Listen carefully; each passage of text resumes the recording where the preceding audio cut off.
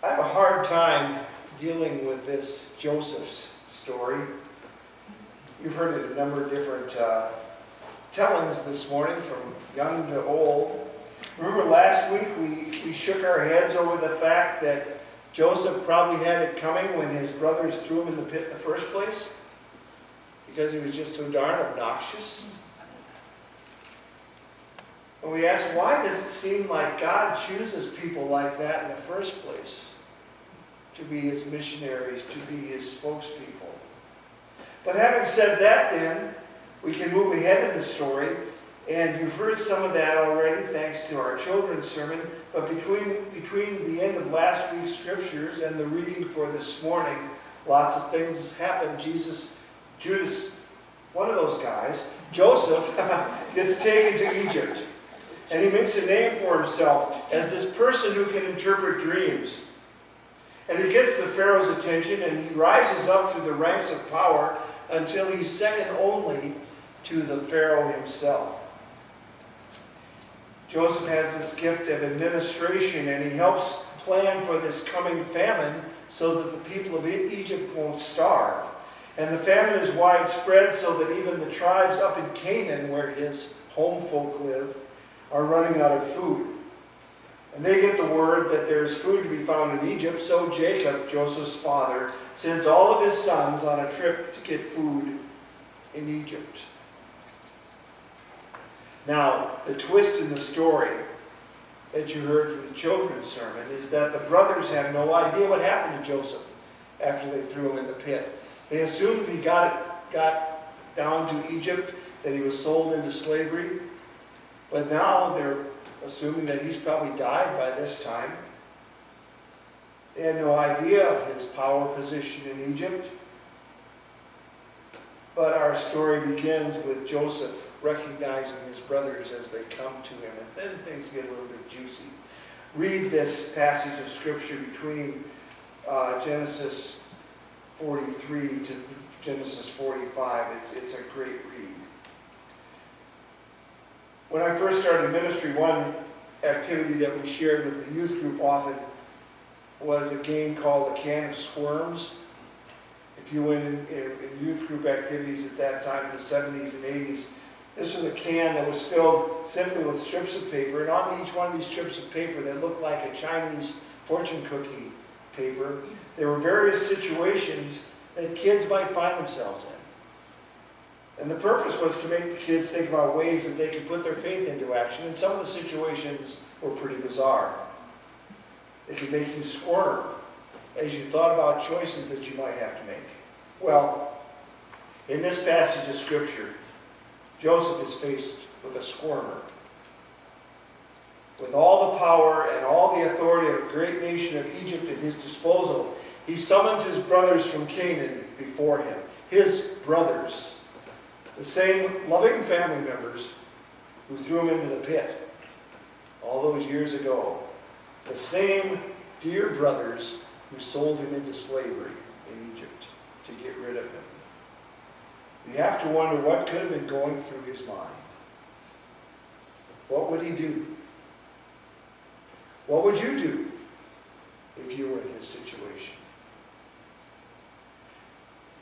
The New Testament text is a story about a conversation between Jesus and a Canaanite woman, and it gives us another opportunity to think about how we would act if we were in her place. She had a need. Her daughter was demon-possessed, and even though she was an outsider, she was not an Israelite, not one of the chosen ones of God, she still felt led to come to Jesus. Now, on the surface, and what makes this passage somewhat troubling, is that it doesn't seem like Jesus is being very friendly. In fact, you can almost read into the passage that Jesus is being downright rude. In essence, he's calling this woman a dog. He takes the party line and points out the fact that she's an outsider. And not even the crumbs of the table, the bread that's offered to God's chosen ones, should be given to this woman. If you were in her position, what would you do? The Bible is such an important faith resource for us because it's filled with templates. You computer geeks out there know all about templates, right? First you have a project that you want to do on your computer. You can find a pattern or a template that helps you get started. And once your ideas begin to flow and your creativity is sparked, then you can make changes in that template. You can make your work your own. And the template becomes just a starting point. But the finished product is something that is uniquely yours. So what does the template look like in this Joseph story? You have a story about a man who has beaten the odds and survived even when the deck has been stacked against him. And now he has the chance to get back at those who wronged him in the past. Now, clearly this story wasn't an easy situation for Joseph. He has a full range of options. He could have just sent his brothers away with no food at all, thinking to himself, that'll show them. Throw me in a pit, will you? Or he could have had them arrested for their past crimes and had them put to death with a wave of his hand and say, feel the power of Joseph. He could have done that too. That's how most folks today could feel justified in responding. If someone does something bad or hateful to us, well, then they should expect the same in return. We are pretty heavy in the Old Testament law of an eye for an eye. We can turn on our TV sets and see that played out again and again. But deep down, we know that just doesn't work. Revenge leads to revenge, leads to revenge. The conflict between Israel and Palestine has lasted so long because answering violence with violence only leads to that violence continuing. And all of our nation's efforts at trying to root out terrorism around the world, there are some who say we're only creating a whole new generation of terrorists in the process. Revenge is not going to be Joseph's way. Revenge is not God's way. And Joseph realized that he was God's man, just as he, like an invented reporter for war coverage. Remember during the Gulf War how news media had their reporters embedded in the moving troops? Joseph was a little bit like that. God embedded him into the highest echelons of the Egyptian government so that God's people could be saved. After he revealed his true identity to his brothers and maybe sensing how afraid they were, he tells them in so many words to relax. He was no longer angry with them. He knows that his life is in God's hands. And here's what he says. So it was not you who sent me here, but God. In other words, you didn't throw me into the pit. That was God's work.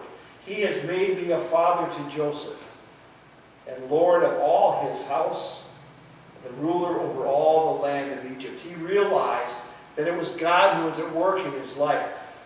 And that made reconciliation with his brothers possible. And that's the template that's available to you and to me as we struggle to get along with others. The problem is that reconciliation that involves total forgiveness for past wrongs is almost unheard of in our world. It was a new thing for Joseph's brothers to hear too. They're speechless, we're told. How could it be possible for such good to come out of such a bad thing that they have done? They couldn't get their heads around that at all. And there are times when I'm just as much in awe of the scope of truth that the Bible lays out for us as Joseph's brothers were. How could Joseph be so gracious? It doesn't make any sense. It's hard to hear Joseph talk about being put in the position he was in, about going through all these awful things he went through, because that was God's call in his life. And not also hear words written much later in the New Testament by a man named Paul. And remember what Paul wrote? He said, we know that all things work together for good for those who love God, who are called according to his purpose. All things work for good. God did good through Joseph. It was all part of a plan that was so much easier to see looking back than it was when you were right in the middle of the situation. You know, I'm pretty sure that when Joseph hit the ground in the bottom of that pit, he was having some pretty serious questions about God's plan for his life. On the other hand, He might have taken the same attitude as the old Presbyterian pastor who fell down a flight of stairs and landed in a heap at the landing. And as he picked himself up, he dusted off his clothes and he muttered, "Well, I'm glad I got that one out of the way." Joseph looked back and he saw how everything had fallen into place in his life. And he was able to have total faith in God, that God was in control. We struggle with that. We struggle with the idea that God is at work even in the dark and destructive moments of life. One of the great obstacles to faith is that no matter how hard we try, we struggle to see how God could possibly be at work in the situations that can reek with pain and suffering and death and destruction. It's hard for us to turn on the news and see folks battling each other over issues of hatred and race and wonder where God is in all of that. And it's easy to take the next step and say that God is never present in those times we face suffering and defeat. But Joseph's story leads us to a different conclusion. The story of the faith of the Canaanite woman pushes us to a different and surprising outcome.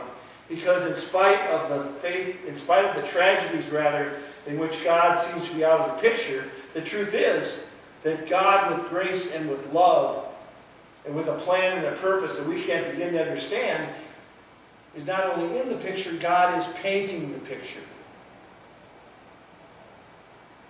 And an even deeper, stronger truth is that God already sees that picture as a completed work of art. The Joseph stories give us a template for understanding what the grace of God can do in human life. God can transform a curse into a blessing. But Joseph himself is a model for the character of God. Joseph had every reason to turn his back on his family who rejected him.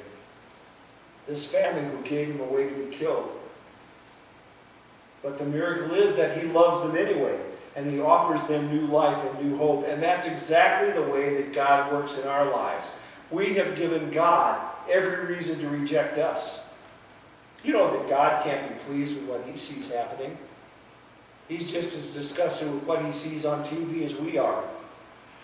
But God continues to hold on to the hope and the promise for us, even in the midst of all of that. I began by challenging you to think about what you would do if you were in Joseph's place. What you would do if you were in the place of that Canaanite woman. Can we have a faith that will give us the strength to be open to what God would want us to do? Even when it defies all of human logic, even if it goes against every emotion that we feel welling up inside us, even when it seems like we're shaking our fist and yelling at the TV, maybe the question we should be asking ourselves is not what we would do, but what God can do through us.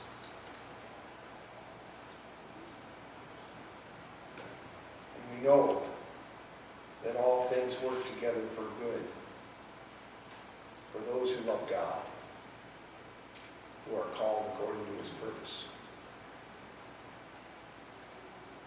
Those who are called, like you and like me. Amen. Would you pray with me? Gracious God, help us find a way. Help us find a way to set our fear, our anger, our confusion, our pessimism, our hatred. Help us to put all that aside and trust in you to do something new, to create new life in the midst of all of that, and show us how we can become part of that process. We pray in Jesus' name.